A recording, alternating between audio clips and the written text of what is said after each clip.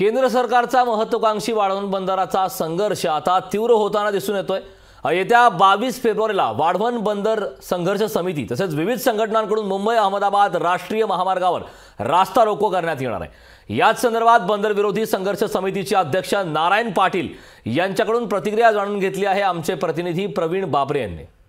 केंद्र सरकारच्या प्रस्तावित वाढवण बंदराचा संघर्ष हा तीव्र होताना दिसून येतो। एकूणच पाहायला गेलं तर उपमुख्यमंत्री देवेंद्र फडणवीस यांनी आत्ताच काही दिवसांपूर्वी जाहीर केलं की पंतप्रधान नरेंद्र मोदी यांच्या हस्ते वाढवण बंदराचं उद्घाटन होणार आहे आणि याचमुळे जे स्थानिक मच्छीमार आहेत, स्थानिक संघर्ष समिती आहे, स्थानिक युवा संघर्ष समिती आहे, ही आक्रमक झालेली आहे आणि येत्या 22 फेब्रुवारीला मुंबई अहमदाबाद राष्ट्रीय महामार्गावर रोखण्यात येणार असल्याचं संघर्ष समितीकडून सांगण्यात आलेलं आहे। आपल्यासोबत संघर्ष समितीचे अध्यक्ष आहेत, त्यांच्याकडून जाणून घेऊयात। 19 जानेवारीला जनसुनावणी झाली।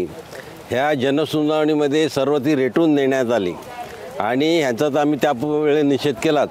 पण आता सुद्धा देवेंद्र फडणवीसांनी मुंबईमध्ये एका कार्यक्रमामध्ये घोषणा केली की ह्या वाढवण बंदराचं उद्घाटन या महिनाभरात होणार आहे। 25 तारखेला जर उद्घाटन झालं त्या दिवशी मुंबई कप परेडपासून ते झाईपर्यंत अशा संपूर्ण समुद्र किनारपट्टीवरील गावं जी आहेत हे त्यांच्या गावासमोर येऊन निषेध अंत्ययात्रा काढून आणि निषेध व्यक्त काळे झेंडे दाखवून निषेध व्यक्त करणार आहेत।